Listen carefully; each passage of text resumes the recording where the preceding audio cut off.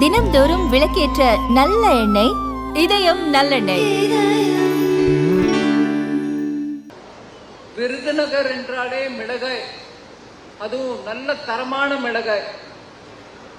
இந்த மிளகாயை விவசாயிகள் உற்பத்தி பண்ண பிறகு அது உற்பத்தி ஆனவுடன், அதான் அறுவடை பயிரை எடுத்துட்டு வந்த உடனே மார்க்கெட்ல வித்துடுறாங்க விவசாயி. இல்ல அதை எடுத்துட்டு போய் விருதுநகர் டவுன்லயோ இல்ல மதுரையிலயோ நல்ல தரமான விலை கிடைக்கும் அப்படின்னு நினைச்சிட்டு போய் அங்க வித்துட்டு வராங்க. இதுல ஒவ்வொரு மாவட்டத்திலையும் அவங்களுக்கு இருக்கக்கூடிய பொருட்கள் எல்லாத்துக்கும் நல்ல விலை கிடைக்கணும். அந்த விலையோட இல்லாம வேல்யூ அடிஷன். மிளகாய்னா மிளகாய் சுத்திகரிக்கப்பட்டது, மிளகாய் பொடி, அப்படி பல விதமான அடிஷனல் ப்ராடக்ட்ஸும் பண்ணி கொடுத்தோம்னா மிளகாய் விவசாயிக்கு நல்ல விலை கிடைக்கும், நல்ல ரேட்ல அவங்க விற்க முடியும் அப்படிங்கிற அந்த எண்ணம். ஒன் டிஸ்ட்ரிக்ட் ஒன் ப்ரோக்ராம் அப்படின்னு பிரதமர் மோடி அவர்கள் ஒரு திட்டம் எடுத்துட்டு வந்தார்.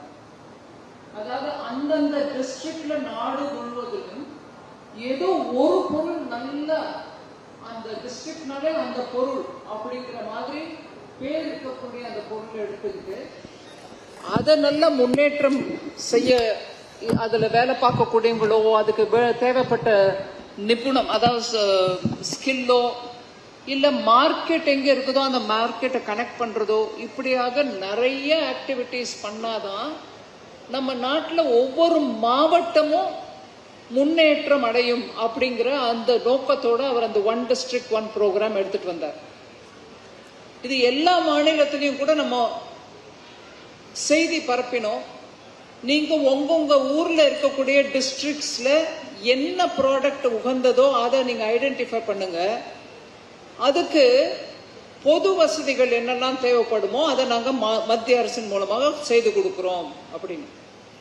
இப்போ விருதுநகர் மாவட்டத்தை எடுத்துக்கோங்க. இந்த மிளகாய்க்கு வேணுங்கிற காமன் ஃபெசிலிட்டி என்னெல்லாம் இருக்கும், அதை சுத்தப்படுத்துறதோ, அதுல இருக்கக்கூடிய தூசி துப்பெல்லாம் எடுக்கிறதோ, அதுக்கப்புறம் விவசாயி அதை மார்க்கெட்ல விற்கிறதோ இல்ல வித்த பிறகு இதெல்லாம் பண்றதோ, இதற்கெல்லாம் வேணுங்கிற ஃபெசிலிட்டி பண்ணி கொடுக்க வேண்டியது மத்திய அரசு ஒரு திட்டமாக எடுத்துட்டு வந்தது. இது மாநில அரசு எந்த ஐட்டமை எந்த டிஸ்ட்ரிக்ட்ல எடுக்கிறாங்க அப்படின்னு வெயிட் பண்ணி பல மாநிலங்கள்ல இருந்து செய்தி கிடைச்சது. அதை நீத்தி ஆயோக் மூலமாக மானிட்டர் பண்றாங்க. இந்த டிஸ்ட்ரிக்ட்ல இந்த ப்ராடக்ட் இதுக்கு உற்சாகமா நம்ம போய் பண்ணலாங்க அப்படிங்கிற மாதிரி அந்த மாநிலத்தில் இருக்கக்கூடிய அரசும் அதுக்கு முயற்சி எடுத்திருக்குன்னு சொன்னப்போ மத்திய அரசின் மூலமாக நிதி உதவி கொடுத்து அதை செட்டப் பண்றதுக்கான ஃபெசிலிட்டி, விவசாயிகளை கூட்டிட்டு வந்து நீங்க இந்த ஃபெசிலிட்டி உபயோகப்படுத்திக்கோங்க அப்படின்னு சொல்ற வரைக்கும் மத்திய அரசு ஈடுபாடோடு இருக்கும். அதை தவிர மார்க்கெட்டிங் ஏஜென்சிஸ் மூலமா அவங்களுக்கு தொடர்பு கொண்டு வெளிநாட்டுக்கு ஏற்றுமதி பண்றதோ இல்ல உள்நாட்டிலேயே வேற இடத்துக்கு அதை எடுத்துட்டு போய் விற்கிறதோ, இப்படியாக அந்த டை அப் பண்றதுக்கும், அதை தவிர பிராண்டிங், இந்த ப்ராடக்ட்னா இந்த பேரோட வந்துச்சுன்னா நல்லது அப்படிங்கிற அளவுக்கு அந்த பிராண்டிங் பண்ணி கொடுக்கறதுக்கான உதவியும் செய்து கொடுக்குமாறு ஒரு திட்டம் அது.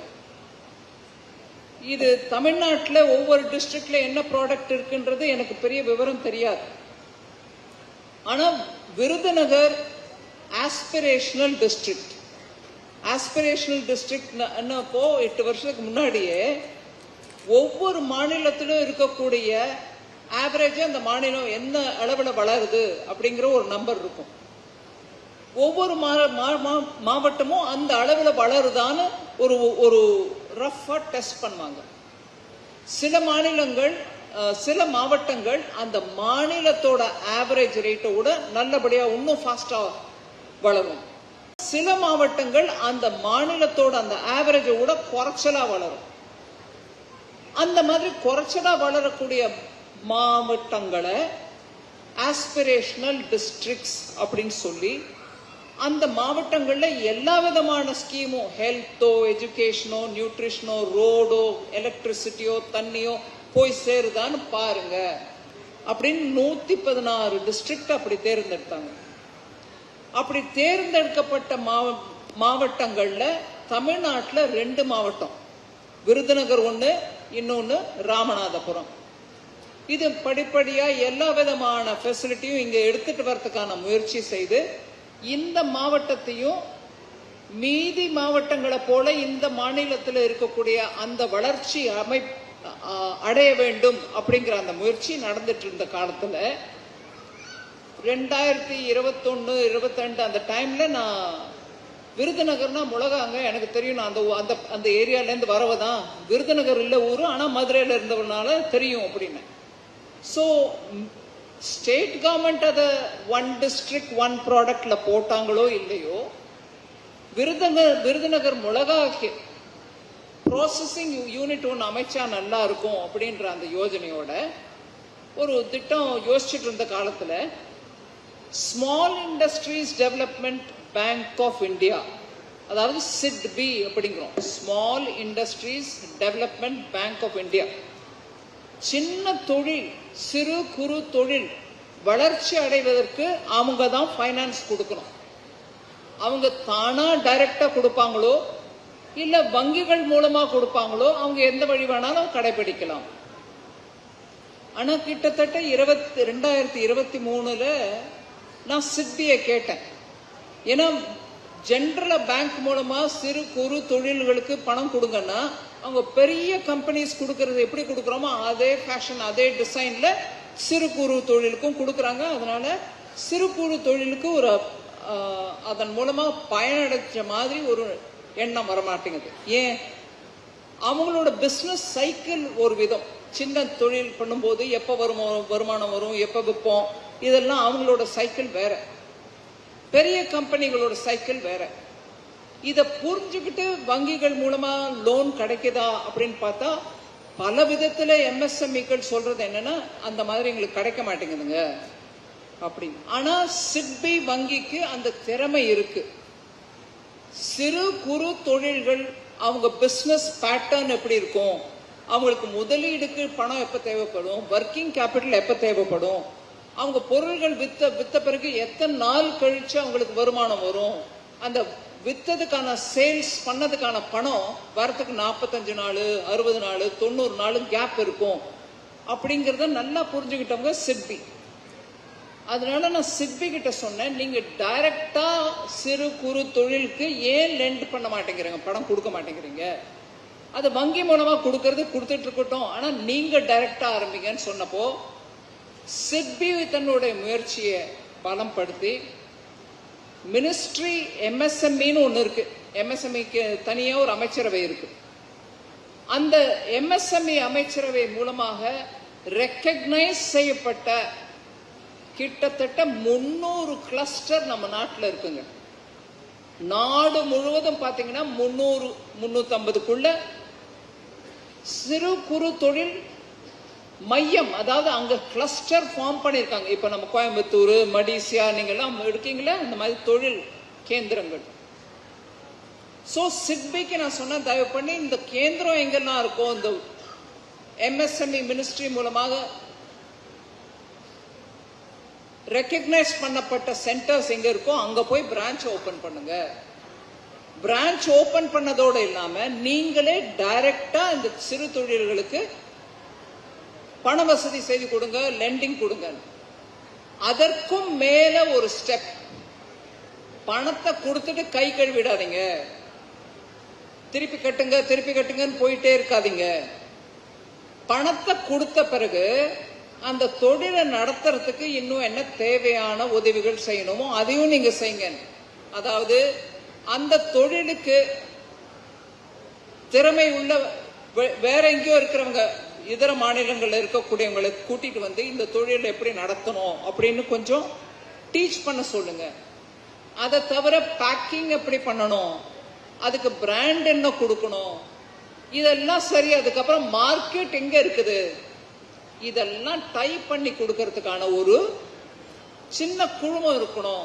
அவங்க மூலமா நீங்க அந்த அட்வைஸ் பண்ணிட்டு இருந்தாதான் நீங்க பணம் கொடுத்ததுக்கு முழுமையான ஒரு அர்த்தம் வரும். இல்லைன்னா நீங்க பணம் கொடுத்துருவீங்க, அந்த ஆளு ஊரா சர்டிபிகேட்டுக்கு ஓடிட்டு இருப்பாரு, இல்ல அந்த ஆளு ஊரா மார்க்கெட்டுக்கு ஓடிட்டு இருப்பாரு, இல்ல அந்த ஆளு பிராண்ட் பண்றதுக்கு ஓடிட்டு இருப்பாரு. தொழில் வளராது. இல்லை வளர்ந்தாலும் எங்கேயோ ஒரு இடத்துல இங்கேயும் அங்கேயுமா ஏதோ ஒரு குறை நிறைகள் இருக்கும். அதனால ஆக்சுவலா நல்ல மார்க்கெட் கிடைக்கக்கூடிய மார்க்கெட் கூட நம்ம ஏற்றுமதி பண்ண முடியாது, விற்க முடியாது. பணத்தோட நீங்க இந்த மாதிரி ஒரு அசிஸ்டன்ஸும் ஹேண்ட் ஹோல்டிங்கும் கொடுத்தாதான் சிறு குறு தொழில்கள் வளரும் அப்படின்னு சொல்லி அவங்க கிட்ட சொன்னேன். இன்னைக்கு அந்த வழியில தான் இந்த யூனிட் விருதுநகர் மிளகாய பிளேக்ஸ் ஆக துண்டு துண்டா அப்படி பிளேக்ஸ் ஆக விற்கிறாங்க, இல்ல பொடியா விற்கிறாங்க, இல்ல வெறும் மிளகா காம்போட கிளீனா நல்ல பேக்கிங் போட்டு விற்கிறாங்க.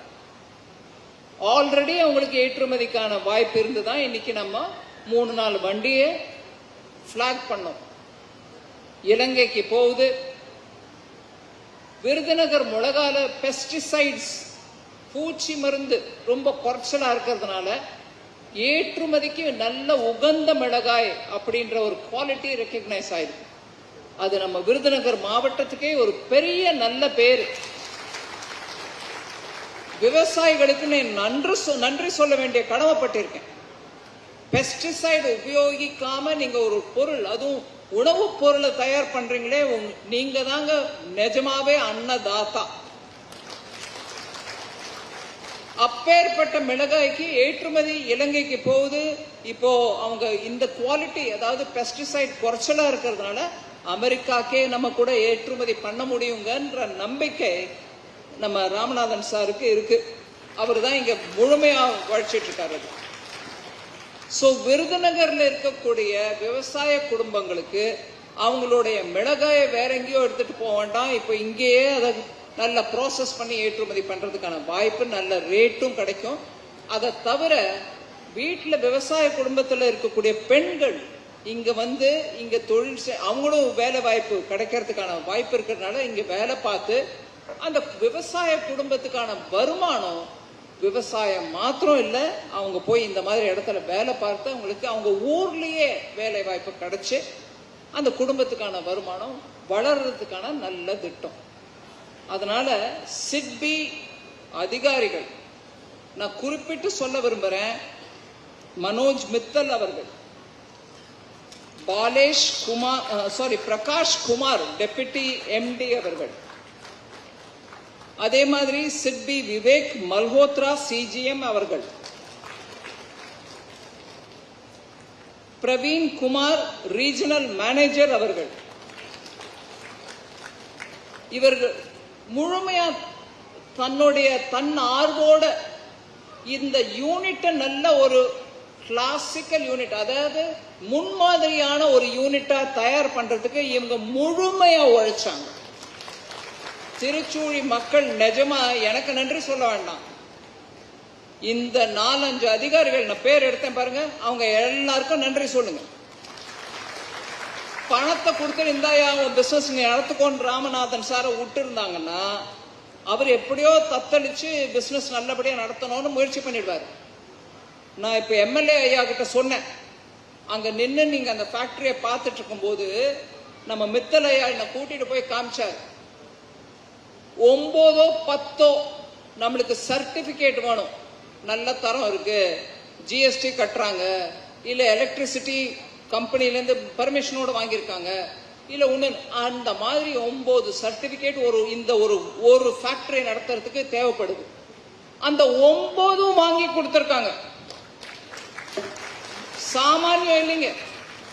இன்னைக்கு தேதிக்கு நம்ம எத்தனை தான் ஈஸ் ஆஃப் டூயிங் பிசினஸ் அப்படின்ட்டு மத்திய அரசுலயும் சரி மாநில அரசுலயும் சரி முயற்சி எடுத்தா கூட ஒரு தொழில் பண்ணணும்னா உங்களுக்கு அத்தனை சர்டிபிகேட்டும் வந்தாதான் நீங்க சரியான வேலை பண்றீங்க அப்படின்னு ஒரு நம்பிக்கை வரும். இந்த யூனிட்டுக்கு அந்த 9 சர்டிபிகேட்டும் கிடைச்சிருக்கு.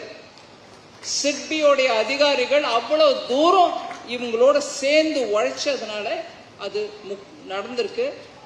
ஒரு தொழில் நடத்துறவங்களோட போய் கேட்டு பாருங்க, 5 மாசத்துல இதெல்லாம் பண்ணி எடுத்து வச்சு இந்த இண்டஸ்ட்ரியை நடத்தி இன்னைக்கு ஏற்றுமதியும் கண் கூட நடக்கிறத பாக்குறோம். எனக்கு ரொம்ப பெருமையா இருக்கு. ஒரு திட்டம் டெல்லியில போடுறாங்க, அதை செயல்படுத்துறதுக்கு இத்தனை முயற்சி நடக்குது. ஒரு ஆஸ்பிரேஷனல் டிஸ்ட்ரிக்ட் விருதுநகர்ல இருக்கக்கூடிய ஒரு கிராமத்துல அங்க விளையக்கூடிய ஒரு பொருளை அங்க இருக்கக்கூடிய விவசாய குடும்பங்களோடு சேர்ந்து ஃபைனலா அந்த ப்ராடக்ட் மார்க்கெட்டுக்கு போகுதுன்னா பிரசவ வேதனை. அதெல்லாம் கடந்து இன்னைக்கு அந்த விஷயம் கண் கூட நம்ம பார்க்கறதுக்கு முடியுதுன்னா திருச்சூழி மக்களே உங்களுக்கு வாழ்த்துக்கள். இந்த யூனிட்டை நல்லா நடத்துறதுக்கு டிஸ்ட்ரிக்ட் அட்மினிஸ்ட்ரேஷனும் சரி, மாவட்ட ஆட்சியாளர் மூலமாக வரக்கூடிய உதவிகளும் சரி, அதே மாதிரி எம்எல்ஏ ஐயாவும் சரி, நம்ம எல்லாரும் சேர்ந்து ஒத்துழைச்சா கண் கூட நல்ல ஒரு சக்சஸ்ஃபுல் யூனிட் நடக்கும். அது எனக்கோ இல்லை வேற யாருக்கோ பெருமை இல்லை, நம்ம மக்களுக்கு உதவக்கூடிய ஒரு திட்டம் செயல்பாட்டுக்கு வந்து மக்களுக்கே உதவுதுன்றது தான் விஷயம். அதனால நம்ம எல்லாரும் அதுல ஒரு பொறுப்பு எடுத்துக்கிட்டு இந்த யூனிட்டை நல்லா நடத்துறதுக்கான முயற்சி பண்ணணும். என்னால முடிஞ்ச வரைக்கும் இந்த ப்ராடக்ட் நான் எல்லாருக்கும் கொடுத்துட்டு இருக்கேன். பாருங்க, நம்ம ஊர் விருதுநகர்ல இருந்து வருதுங்க, என்ன குவாலிட்டி வருது பாருங்க அப்படின்னு மார்க்கெட்டிங் பண்றதுக்கு நான் தயங்காம பண்ணிட்டு இருக்கேன். ஏமா நீங்க ஃபைனான்ஸ் மினிஸ்டரா இருந்துட்டு, ஆமா போய் பாருங்க அந்த யூனிட் எப்படி இருக்கு அப்படின்னு அது கிஃப்ட் ஆம்பர் அனுப்பிட்டு இருக்கேன் எல்லார்ட்டையும். எனக்கு ரொம்ப மனசு நிறைவா இருக்கு. இந்த மாதிரி இந்த ஊர்ல இந்த மாதிரி ஒரு குவாலிட்டி ப்ராடக்ட் பண்ண முடியுதுன்னா ரொம்ப சந்தோஷம். நான் இதுக்கு மேல உங்க டைம் எடுத்துக்க விரும்பல. ஆனா இந்த யூனிட்டை நல்லபடியா ஒரு பெரிய சக்சஸ் ஆகி கொடுக்க வேண்டியதுல நம்ம எல்லாருடைய பங்கும் இருக்கு. நம்ம சந்தோஷமா அதை நடத்தி காட்டணும். நாடு முன்னேறணும், தமிழகம் வளரணும், நம்ம எல்லாருக்கும் நல்லது நடக்கும். வணக்கம்.